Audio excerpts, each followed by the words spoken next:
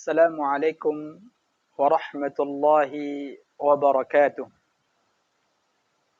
Alhamdulillah alladzi bi ni'matihi tatimmus shalihat. Segala puji hanya milik Allah Subhanahu wa taala yang dengan kenikmatannya kebaikan seorang hamba menjadi sempurna. Asyhadu an la ilaha illallah wahdahu la syarika lah wa asyhadu anna Muhammadan abduhu wa rasuluh.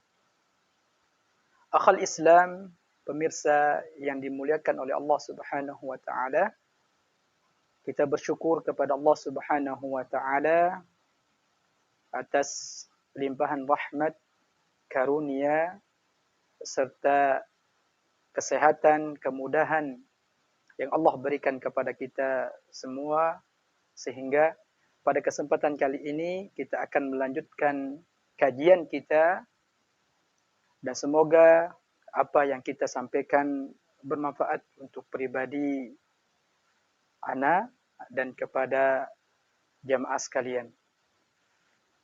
Salawat dan salam kita mohonkan kepada Allah untuk Nabi kita tercinta, Nabi Muhammad sallallahu alaihi wasallam, dan kepada seluruh keluarga, para istri beliau yang beliau cintai, dan para sahabatnya, dan semoga kita semua sebagai umatnya bisa berjumpa dengan beliau sallallahu alaihi wasallam di tempat yang paling mulia di Jannatul Firdaus. Akhal Islam rahimani wa rahimakumullah. Pada kesempatan kali ini kita akan membahas sebuah tema, yaitu perjalanan terindah seorang muslim. Mungkin setiap orang pernah memiliki perjalanan yang sangat mengesankan, yang sangat berkesan dalam hidupnya. Perjalanan yang begitu indah dalam hidupnya. Mungkin sebagian orang memiliki perjalanan yang begitu berkesan ketika mereka pergi berlibur ke luar negeri, menikmati pemandangan-pemandangan yang begitu indah di sana. Atau sebagian orang memiliki perjalanan yang begitu berkesan, yang begitu indah ketika mereka naik ke gunung, dengan keindahan alam yang mereka nikmati di sana, atau cuaca yang begitu alami sehingga membuat perjalanan mereka itu sangat berkesan dalam hidupnya.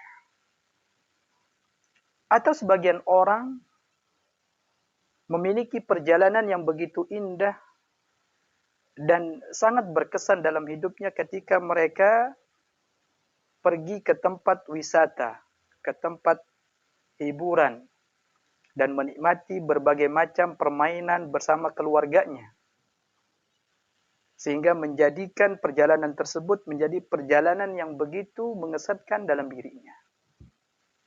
Akhal Islam rahimani wa rahimakumullah. Namun ketahuilah bahwa perjalanan terindah, perjalanan yang paling berkesan dalam diri seorang muslim adalah ketika mereka mampu melangkahkan kakinya menuju rumah Allah Subhanahu wa taala. Ketika mereka mampu melakukan perjalanan menuju masjid, tempat yang paling mulia. Ketika dipanggil oleh Allah Subhanahu wa taala, hayya 'alas shalah. Ketika Allah Subhanahu wa taala memanggilnya, panggilan ya ada jaminan kebahagiaan. Hayya 'alal falah. Maka seorang hamba tersebut, seorang muslim tersebut bersegera melangkahkan kakinya menuju rumah Allah Subhanahu wa taala. Untuk menunaikan amalan yang paling mulia di dalam Islam setelah syahadat, yaitu salat. Akhal Islam rahimani wa rahimakumullah.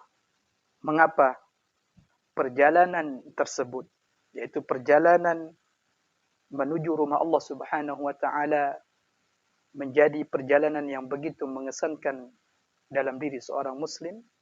Karena perjalanan itu akan menjadikan hati kita tenang, akan memberikan kebahagiaan dalam diri kita. Bahkan setiap langkah kaki kita bisa menghapus kesalahan-kesalahan kita dan bisa mengangkat derajat kita di sisi Allah Subhanahu wa taala. Sebagaimana sabda Nabi sallallahu alaihi wasallam dari sahabat Abi Hurairah radhiyallahu anhu, beliau bersabda, "Ala adullukum ala ma yamhu Allahu bihi al-khataya wa yarfa'u bihi ad-darajat." Maukah aku tunjukkan kepada kalian sebuah amalan yang bisa menghapus kesalahan-kesalahan kalian serta bisa mengangkat derajat kalian di sisi Allah Subhanahu wa taala? Qalu bala ya Rasulullah. Maka para sahabat menjawab, tentu ya Rasulullah. Maka beliau melanjutkan sabdanya, isbagul wudu' 'alal makarih. Amalan yang pertama adalah senantiasa berusaha menyempurnakan wudu' kita dalam kondisi sulit. Mungkin dalam cuaca, ketika cuaca begitu sangat dingin, namun kita berusaha untuk selalu menyempurnakan wudu' kita. Kemudian yang kedua, wa kathratul khuta ilal masajid. Nah, ini saksi bahasan kita. Apa yang kedua? Memperbanyak langkah menuju masjid.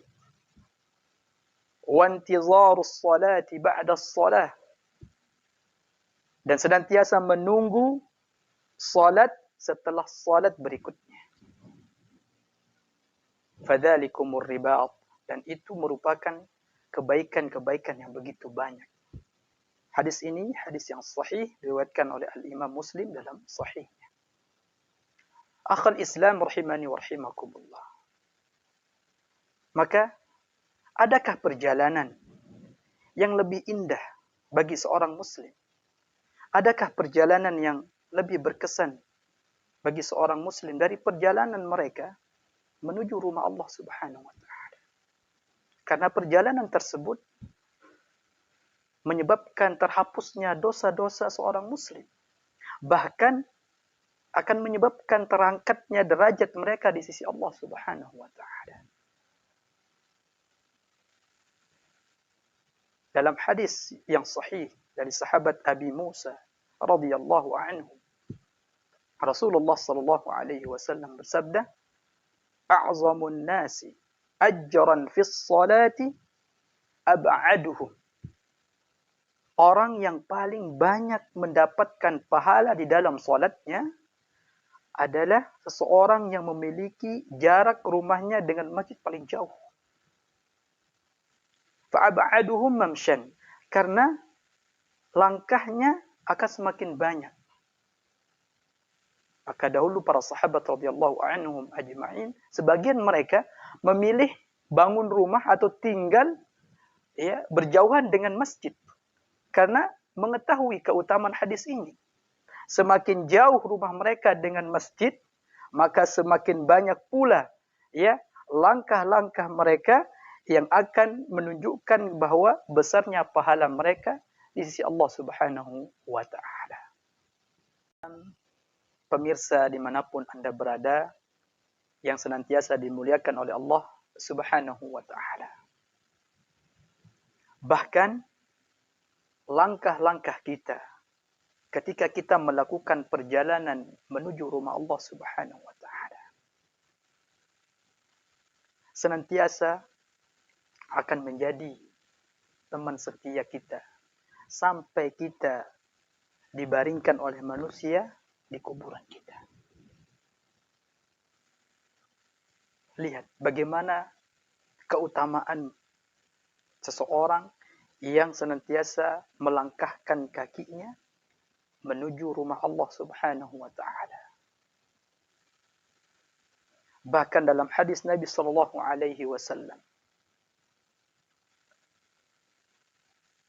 beliau bersabda, yu'tar rajulu fi qabri. Seseorang akan didatangi di dalam kuburannya.